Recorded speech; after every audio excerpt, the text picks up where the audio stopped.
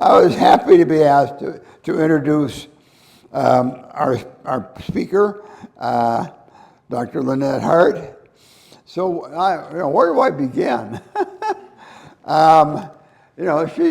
She's 85 and been here a long time in the faculty, and so you got to kind of choose what you're going to say. And what stands out to me, and I'm sure would be to many of our colleagues, is that her devotion to mentoring students in pursuing their dreams in animal behavior or human-animal interactions. And so they have students as well as graduates, and they come into the vet school or they go to another career.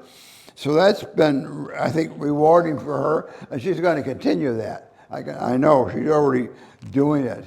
And she gets these inquiries from around the world about coming here. So that's probably her real love.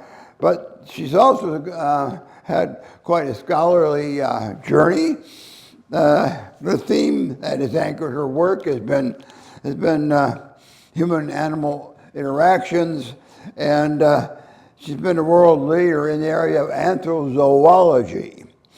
And so there was a meeting in UK a few decades ago, and she was one of the world leaders invited to that, and they established the field of anthrozoology, the journal, and she's been with that, led through it, has been the distinguished anthrozoologist, the first one they chose.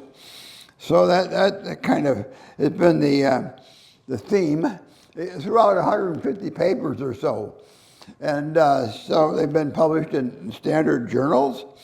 And so then, as a new field of anthrozoology is getting started, maybe about 30 years ago, up to 40, they started to get interested in other countries.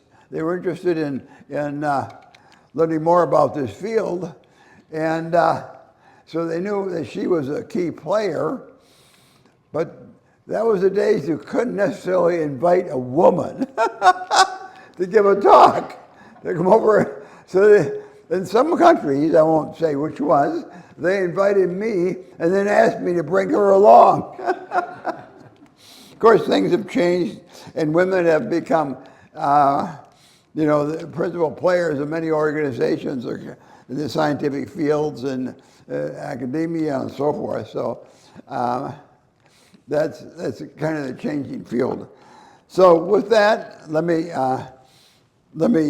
introduce Professor Lynette. Thank you. Yeah.